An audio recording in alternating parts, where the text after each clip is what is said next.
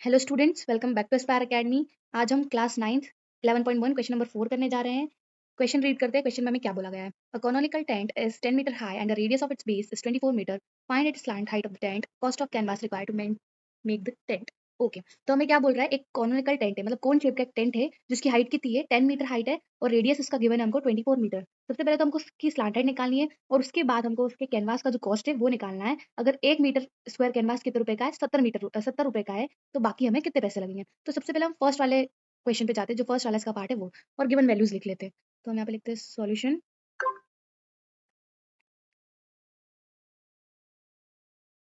Given. तो given के लिए हमें क्या गिवन है, हाइट गिवन है, तो हाइट को हम एच से रिप्रेजेंट करते हैं। तो हाइट के लिए एच लिखेंगे और वो कितनी गिवन है, 10 मीटर। नाउ रेडियस गिवन है, रेडियस कितना है, 24 मीटर। अब हम जरा एक डायग्राम बनाते हैं और फिर देखते हैं कि एक्चुअली हमें क्या करना है। ये एक कोन है, राइट। इस कोन का इतना हिस्सा डायमीटर कहलाता है, और अगर हम इसे बीच में से अपार्ट करेंगे, सेंटर में से, तो ये जो लाइन बनाई है मैंने, ये क्या है, इस कोन की हाइट है, राइट। और ये जो लाइन होती है, ये वाली लाइन, ये क्या होती है, एल होती है। तो ये वाली लाइन हमें ढूंढना है, और हाइट हमें गिवन है और रेडियस गिवन है। रेडियस मतलब इतना आधा हिस्सा, राइट। ये आधा हिस्सा है रेडियस, है ना। तो अगर इस वाले हिस्से को मैं साइड में निकाल लूँ तो ये कुछ ऐसा दिखेगा,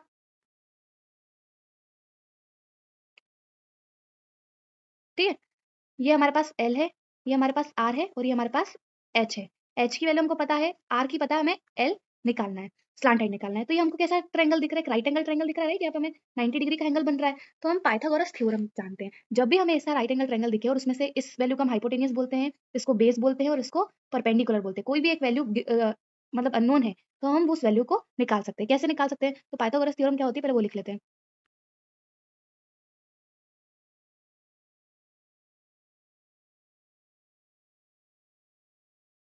पाइथागोरस थ्योरम क्या होती है, हाइपोटेनियस का square is equals to base का स्क्वायर प्लस परपेंडिकुलर का स्क्वायर, ठीक है। यहाँ पे हमारी हाइपोटेनियस क्या है, एल है, मतलब स्लांट हाइट है, तो उसको हम क्या ले रहे हैं, एल ले रहे हैं। बेस क्या है हमारा, रेडियस, राइट। तो बेस को हम आर ले रहे हैं, और परपेंडिकुलर, परपेंडिकुलर क्या है हमारी कोन की हाइट, तो उसको हम क्या ले रहे हैं, एच, ठीक है। अब देखिए हमें एल ही ढूंढना है ना, तो एल को हम एज इट इज रखेंगे, और एल का भी क्या है, स्क्वायर है, तो उसको एज इट इज रखेंगे। आर हमें पता है, रेडियस कितना है, 24, तो यहाँ पे हम क्या रखेंगे, 24, 24 का स्क्वायर प्लस एच हमें पता है क्या है, एच हाइट, तो हाइट का स्क्वायर, तो हाइट कितनी है हमारे पास, 10 का square. L square as it is आएगा यहाँ, तो एल स्क्वायर इक्वल्स टू में 24 का स्क्वायर अगर आप निकालेंगे तो आएगा 576। 24 का स्क्वायर मतलब क्या, 24 में हमने 24 को एक बार मल्टीप्लाई करा, राइट। 10 का स्क्वायर कितना होता है, 100, तो यहाँ पे क्या आ गया, 100। अब इन दोनों को प्लस करेंगे तो एल स्क्वायर कितना आएगा, L square is equals to 676। अब यहाँ से अगर स्क्वायर हटेगा, हमको एल की वैल्यू फाइंड करनी है, ना कि एल स्क्वायर की, ठीक है। तो हमें यहाँ से इस स्क्वायर को हटाना पड़ेगा। जब स्क्वायर हटता है तो सामने वाली साइड क्या लग जाता है, रूट लग जाता है। तो यहाँ पे क्या लगेगा, रूट, तो यहाँ पे क्या आएगा, 676। अब जब आप 676 का एलसीएम लेंगे तो पेयर निकाल के बाहर जो वैल्यूज आएंगी उससे हमको एल 676 का स्क्वायर रूट क्या मिलेगा, 26। तो एल की वैल्यू हमारी क्या आ रही है, 26 मीटर। तो हम यहाँ पे एल लिख लेते हैं, L is equals to 26 metre. और यही हमारी स्लांट हाइट है, मतलब फर्स्ट पार्ट हमने यहाँ पे सॉल्व कर दिया। ये फर्स्ट पार्ट का हमारा आंसर है। अब हमें सेकंड पार्ट पे जाना है। सेकंड पार्ट हमें क्या बोल रहा है कि हमें कॉस्ट निकालनी है पूरे कैनवास की। लेकिन हमें तो टेंट पे जितना कैनवास लगेगा पहले वो भी निकालना पड़ेगा, राइट। तो जितना कैनवास लगेगा उसके लिए हमको क्या निकालना पड़ेगा, इसका CSA, क्लोज सरफेस एरिया। तो नेक्स्ट पेज पे हम क्लोज सरफेस एरिया निकालते हैं। तो CSA, ठीक है। CSA का फॉर्मूला क्या होता है हमारा, पाई R L। पाई की वैल्यू यहाँ पे हमें कितनी लेनी है, 22/7 आपकी बुक में गिवन है ना।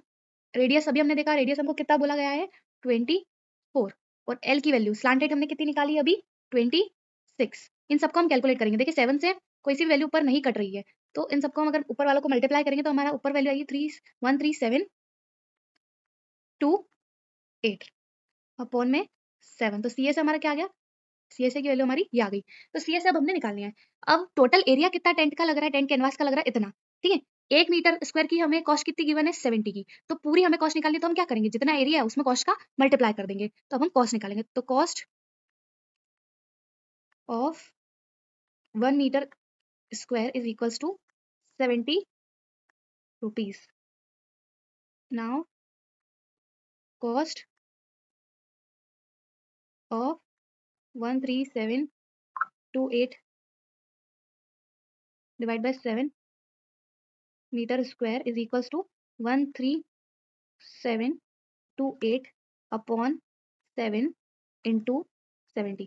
देखिए ये वैसा ही है जैसे आपने एक पेंसिल अगर 5 रुपए की है, 10 पेंसिल कितने रुपए की होगी, तो 10 का हम 50 में 5 में इंटू कर देंगे, राइट। वैसे ही हमें इतना कैनवास लग रहा है, 1 मीटर स्क्वायर की वैल्यू कॉस्ट 70 रुपीज है, तो जितना कैनवास लग रहा है उसको हम क्या करेंगे 70 में मल्टीप्लाई कर देंगे। अब यहाँ पे आप देख सकते हैं 7 1 जा 7, 7 10 जा 70। अब इसका हम इसमें मल्टीप्लाई करेंगे तो हमारा आंसर कितना आएगा 13728 0 10 का हमने मल्टीप्लाई करा इस वैल्यू में, राइट।